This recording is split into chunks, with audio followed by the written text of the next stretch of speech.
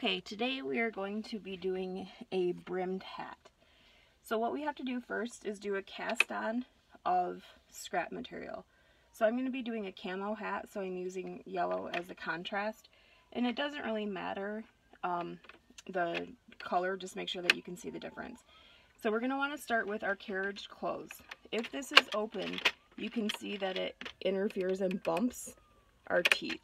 So we want to just make sure that that's closed. We're going to start casting on by going in front of the first black pin, then behind, in front, behind, in front, behind, etc. Okay? So as you do this, you will get quicker, but just really make sure that you're paying attention. And then with your tension, you want to keep like the amount of tension that you would maybe pull toilet paper off of a toilet roll. You know, so not too much that you're like pulling it, but not so little that it's going to be loosey-goosey, okay? And now put it through that carriage and close it. And then make sure that it's going and getting picked up by the pin and going behind the red tooth. Oops. So you see right there, it just tried to miss.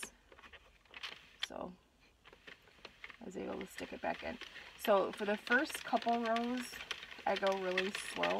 And I kind of pull my yarn over here to the left a little, because, I don't know, for me that maintains the tension.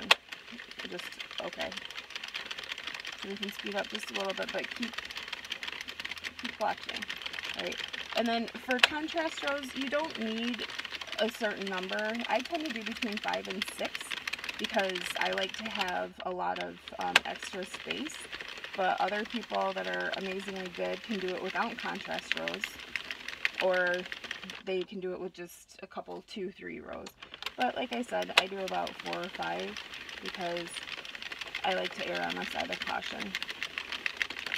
So as we're doing this, we'll do one more loop around, and we're going to want to stop on the black tooth. My yarn's getting tangled here. So, alright, round, round, and round we go. Black tooth comes up, set my waste yarn into the center, okay? Now I'm going to grab the yarn I'm using, and what I'm trying, and I've done this a couple times and it seems to work pretty well. For my cast on row, I put a little, loop in there, okay? So what we're going to do is I'm going to loop that around the black needle, and just so that it makes sure to take, and that I know that I have a stitch going there. Now I don't know if this is the right way to do it, but this is what works for me, so I'm gonna do that just so I know I don't drop a stitch. So I'm kind of doing a double stitch right there. So we're gonna put this in there, close it, and then go. And then I'm going to leave a little bit of a tail, and I will kind of thread that guy through there just a little bit, just to keep him loose. But, okay. I mean, like I said, I think that's just me being me, but that's what I like to do. Okay, count your counter to 0. And I do have one of those cranky adapters, so I will be using that, but I like to do the first couple rows by hand. So when I come back around, I'll show you. By having that knot in there, like I said, it didn't cause any extra problems, and it just makes sure that my yarn is tight in there now. Okay, so I won't drop that stitch if I'm not paying attention. Alright. So for brims, I don't know, I like to have a brim about like that big. So I do about 30, 35 rows. So just put on my cranky adapter. If you guys don't know what that is, it's just this blue thing that you can attach to a drill. I have a variable speed drill. I make sure that I have the tension on low so I don't strip my gears. If it does get caught up on something, it'll just stop. But I like the cranky a lot. It does go a little bit faster, but more than anything it saves your arm. And you still really have to babysit it and look for drop stitches. This is actually my second time in making this video. The first time I dropped stitches too much. And I know how to fix a couple drop stitches, but not that many. And I was only like 6 rows in, something like that, so it was just easier to rip it out and start again. As I get better, I'll do better, but regardless. Alright, so that's 9 rows, there's 10 rows, and what I'm doing to my hand offspring, there's still a little bit of tension of the yarn coming off the skein, and so I do a big pull back, and then I guide it through with that tension of about like holding toilet paper. That way it doesn't bend or pucker your hat, because too much tension would change the design and cause it to pucker and stuff like that. This is going to be the camo hat. I'm doing a hat sale on Saturday at a craft show, and so hopefully I will get to sell some hats. And then I make hats and give them to the homeless. So depending on how my sales are, I can buy more yarn to sell, to make hats for the homeless, or foster kids, whoever needs them, purchase. So to date, I've already given away about 80 hats. So I'm pretty proud of that. Alright, so that's 23 rows. I'm going to do probably about 30. So with this, you can speed it up a little bit, but you don't want to too much, or else you can drop stitches a lot easier. Another thing that I like, and I usually have it in my hand now, is to have a dryer sheet in my hand, because it helps with the static and the tension for, I missed one right there, for going around, so that you don't get as many drop stitches. Right. But right here I have a dropped stitch. Where were you? Right there. So what we're going to want to do is we're going to want to grab that guy, put the yarn in front of it, and then go up and over. Okay? And then go underneath, grab the yarn, put the new yarn in front, the old loop up and over. Okay, tug. And then hold it. I'm sure there's a much easier way. I just haven't figured it out yet.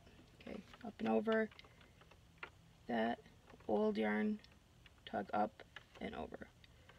Okay, so now I have that new stitch that I want to make sure to put on this tooth. Alright. So there we go. Make sure that the other sides are over top the red. And then, oops, I guess I didn't need to do that. Alright. There we go. That's how you fix a drop stitch. It's kind of a pain, and so some yarns tend to drop stitches more than others. And for me, this is one of those yarns, but it's camo, and so I thought that I'd use it. Alright, so that's our 30th row. So I'm going to do a quick tug, and then if we double it, that's how much my brim is going to be, so I'm okay with that. So I'm going to just tug on it a little bit just to make sure I don't have any more dropped stitches. Alright, now here comes the part that you guys really get to watch. Okay, so we're going to want to find where our contrast is and follow down the yarn to where we have that first stitch that's above. So do you see with the contrast, you can definitely see where the new stitches are that we need to grab versus the throwaway ones. And so I'm going to grab this stitch and just put it up and over. Go to the next guy. Now, I pinch pretty hard with my left thumb and forefinger so that when I pull up and over, it takes the tension from this side of the loop, not the other side. Because if you pull too tight, then these stitches over here will become really hard to find because they get buried in there. So you just go up and over. and make sure that your yarn's still catching where it's supposed to be. I haven't had a problem with that not catching, but just really pay attention to grabbing these stitches, okay?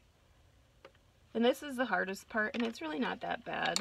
Just practice a couple times, and as long as you kind of keep, oops, see right there, I just didn't catch that guy. So let's make sure that that goes under and that the white tooth grabs it, right? As I just tell you, I don't have problems with that. Alright, so up and over, make sure that it gets caught and not split. That one just tried to split. Right, up and over.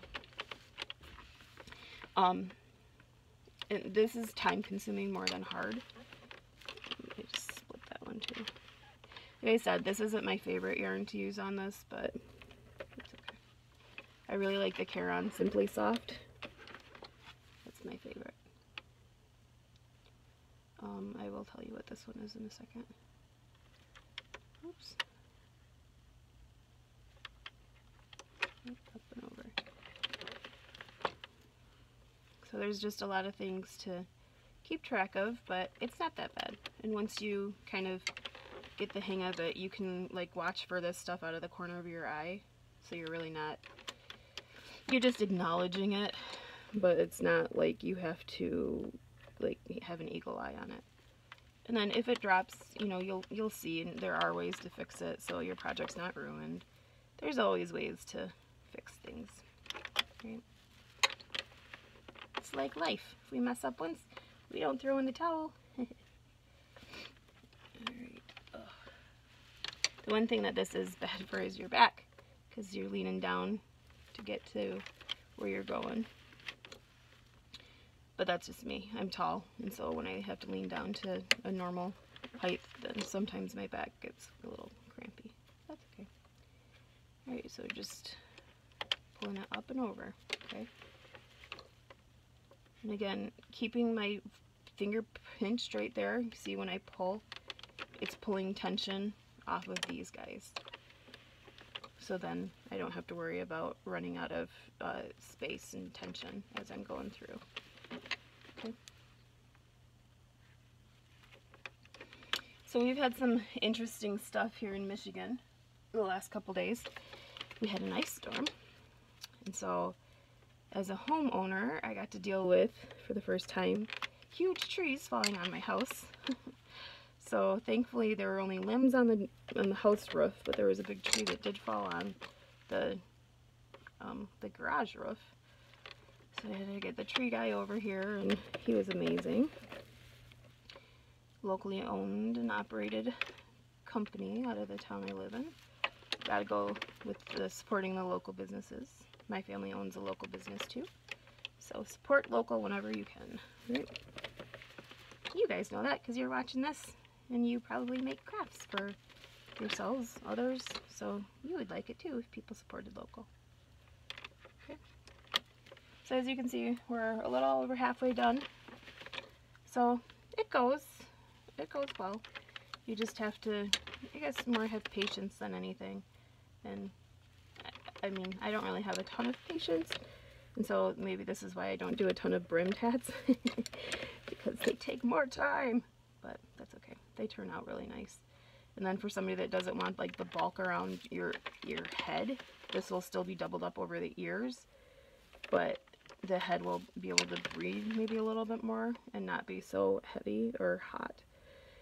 This is a kind of thicker yarn, and so it's going to be a warm yarn, and you know, for camo more than likely you're going to be using it for hunting, so you want to stay warm but not sweaty, because if you get sweaty then you're going to take off your hat and then you're going to get cold. Well, actually that's a rumor. Well, you will get cold, but not a cold.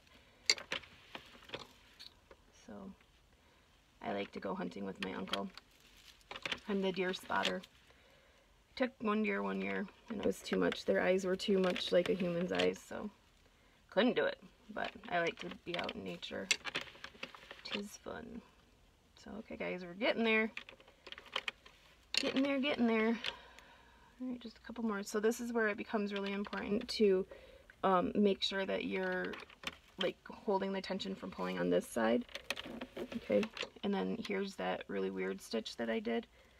So we're going to pull out the top of this guy with my crochet hook. Okay, oopsie. Oops, and up and over. Okay, now I'm going to grab the loop. And since those are both tangled in there, it'll be okay if I didn't grab the right one, because it's not a live end, right? It's a dead end. But yeah. Alright, and then looks like this is our last stitch. So I'm gonna wiggle a little bit so I can get some from either side. Up and over. Alright, cool. And that's all she is, man. So now I'm gonna do by hand a couple rows.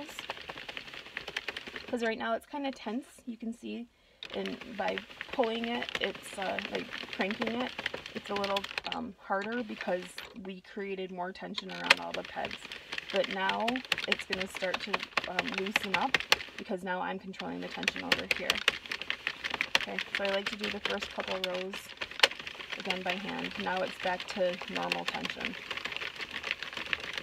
Okay, so now 30 divided by 2 is 15, so that counts for 15 rows of your hat, okay? And so for like an adult hat, I like to do between 55 and 60, usually 60, 65, right? So we're going to do 65 minus 15 for this doubled over row here, so that'd be about 40 more rows. So what I'm going to do is I'm going to reset my counter to 0 and go to 40, okay? So here we go.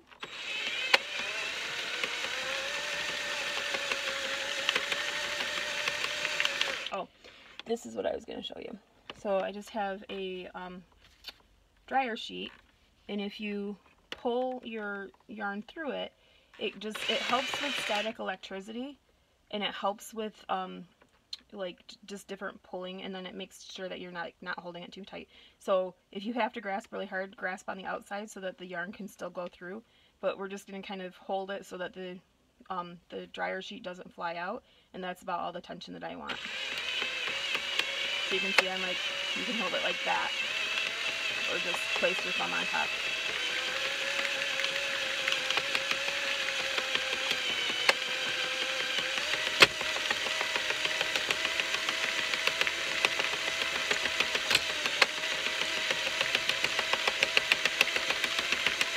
Like I said, I'm going a little slower with this yarn because my Addi, this is an Addi thing, and it does like to drop it a little bit, so that's why I'm going a little bit slower than I would if I was using like the Pair and Simply Soft, because that's what my machine really likes the best. But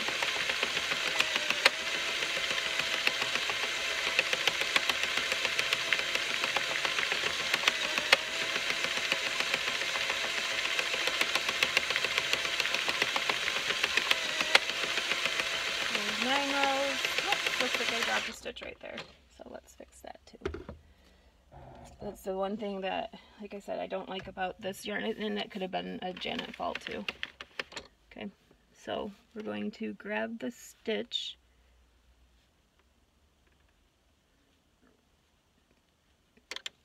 Maybe. Alright, we grab it, make sure that it's separate.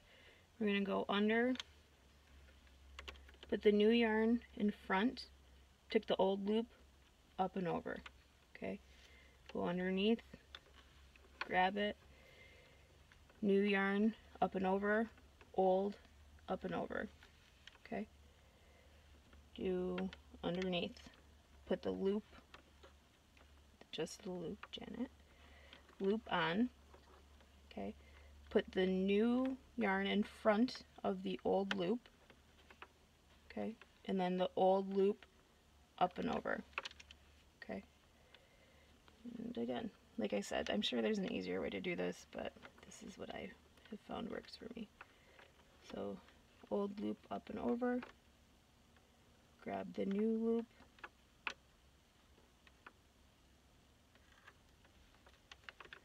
there we go. Alright, underneath, grab, tug a little bit, up and over,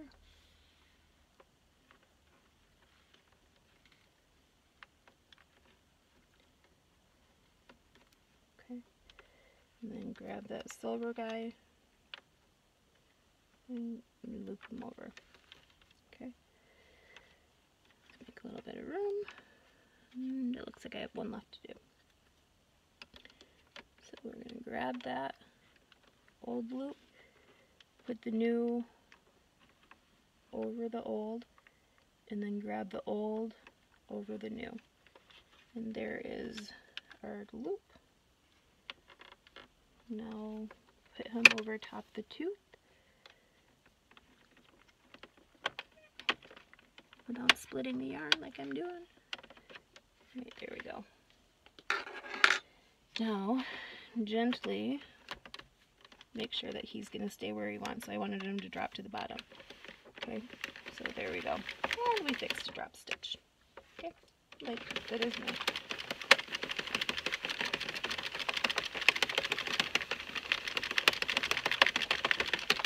Why that happened, who knows? Maybe I changed my tension a little bit, but, or maybe it's just the yarn. It doesn't matter. But this yarn, it's a great deal. It's the Super Saver, the Jumbo Red Heart Super Saver, and it's the 4 worsted weight. And like I said, it's good yarn, but it's a little persnickety. So just know that you have to go a little slower, and you might have some more drop stitches. And the trick with like that might actually help. All right, so let's get the rest of this done.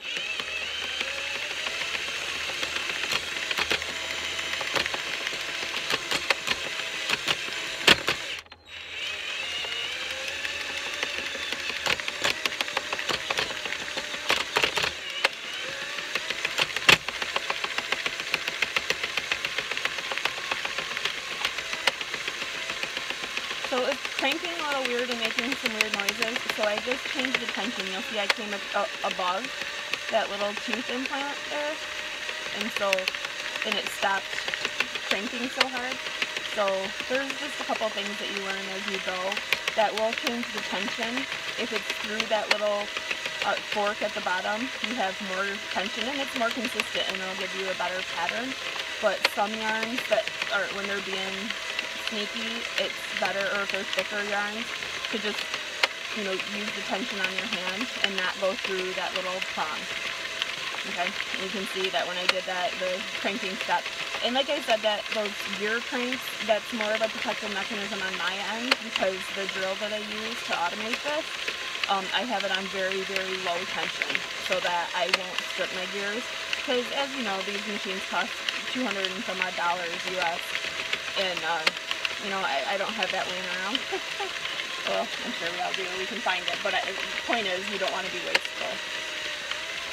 So, yeah. Alright, so that's 25 rows plus 15 is, what is that, 40, 25, 50, yeah. So, okay. So it was catching on something. So I'm going to just rock it back and forth a little bit, and then we'll go through. So sometimes it gets caught up on itself. I'm just trying to again. And so if you just rock it a little bit, I don't know what that does, but it does something to help the tension. So, like I said, my machine doesn't love this yarn, but you know, it's such a good deal, and you can make it work. So sometimes you just do. Wait, yep. I'm going to give it a little tug because some of them are getting a little caught up on themselves, so I want to give them some room. So I'm just going to give it a little tug. Okay. And then my rule of thumb is to go to where the brim is hitting the bottom, and that's a good size for like a man's hat, or women's actually too. And so, you know, we're at 30 rows plus the 15 from the nose, or from the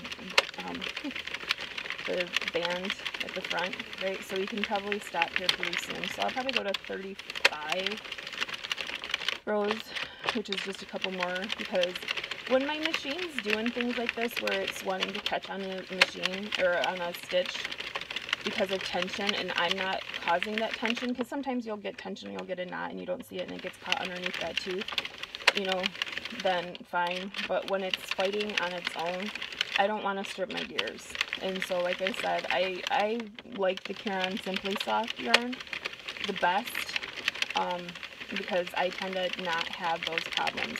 This yarn, it's not bulky, but I think it's on the bigger side of what my machine will deal with, and I know that other people in the community have said the same thing.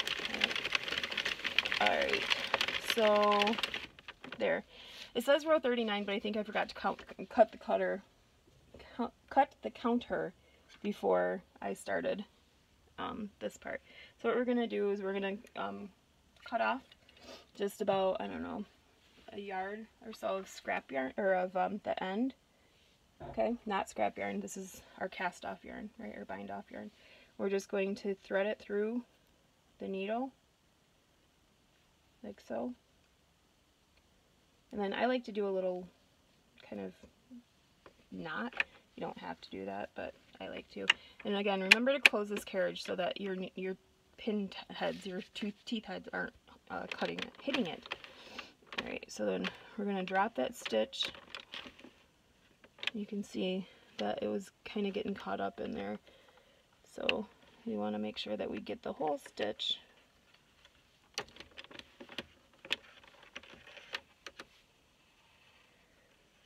Just make sure that you're... See, some of it's caught underneath here.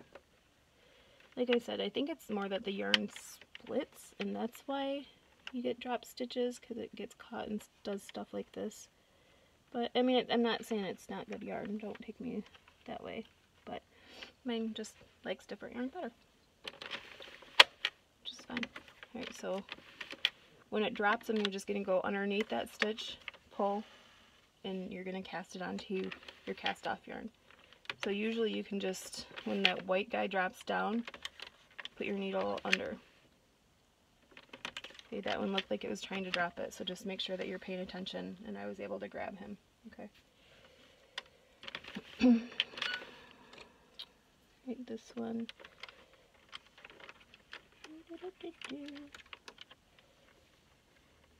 Like I said, these hats are a little bit more time consuming, but they're really pretty.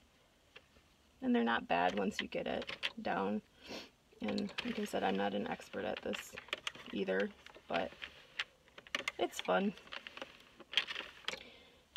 But with these, you do a lot more of the work, the finishing work on the machine, where the other, like, drawstring hats, you can finish it in front of the TV. So what I like to do is make a whole bunch of hats in the morning before work, and then in the evening, like when my husband's doing his chores or exercising or whatever, and then I'll sit with him while he watches TV and just finish off hats.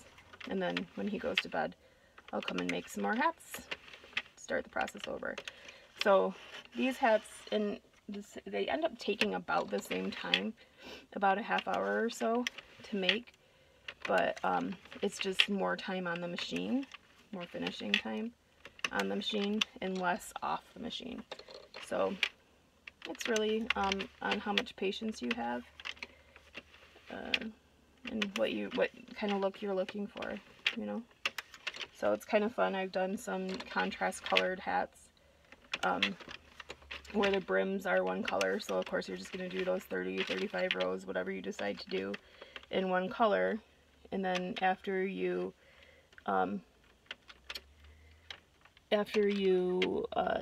you know, cast on and do your brim and attach it to itself, then you can just do a simple yarn change to the color of the hat. And so you actually get like a two-tone hat, one with the like the visor area or the brim being one color, and then the other part being another color. And if you want to get really fancy, then you can, you know, do your last 10 rows on the top, like what I'm doing here, in a different color or in the same color as the band. So I mean, there's just endless possibilities, right? Alright, we are almost done, guys. Just a couple more stitches and we're gonna do a drawstring tie for the top. Okay. And then it is time for me to go to work.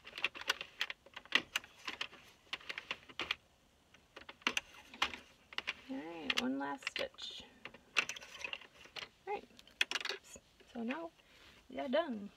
So what I'm going to do is pull the drawstring tight.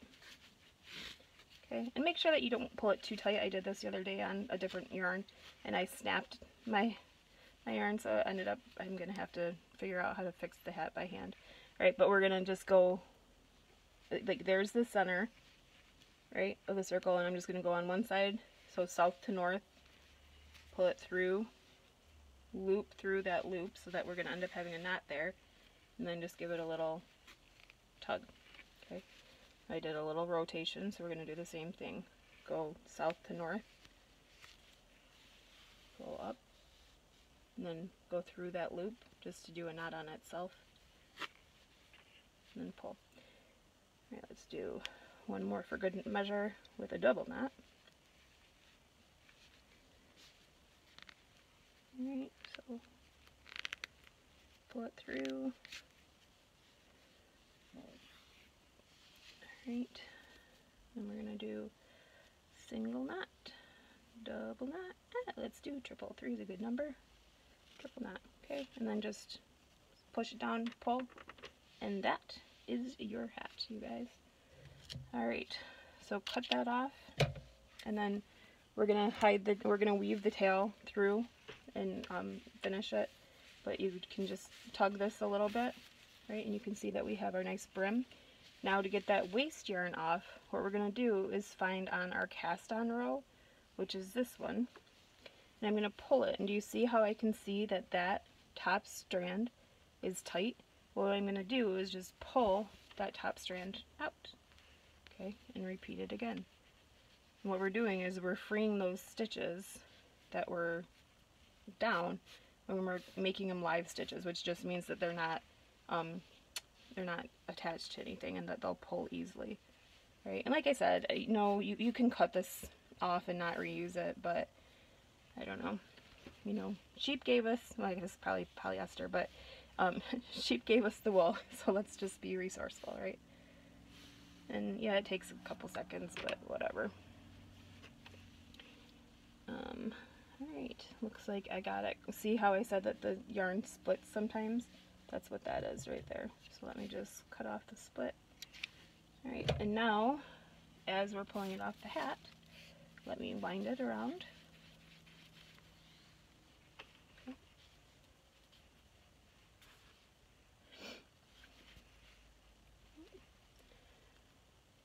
Oh, looks like I might be having some problems. Maybe I missed a couple stitches. Oh, you know what happened is when I was casting on, I slipped a couple stitches and it caught them on the second round, and so that's why that one caught. So I'll just roll off camera later. But we're just gonna pull this off, and this is where it gets kind of fun. You just pull it out. Doo-doo-doo.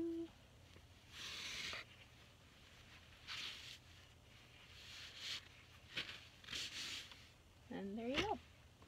Alright, and then that's the stitch that we stitched in there, so I'll just tuck it in and then hide it into the brim. But that is your brimmed hat. Okay, so you can shape it around things and everything. Alright, so I hope you guys liked it.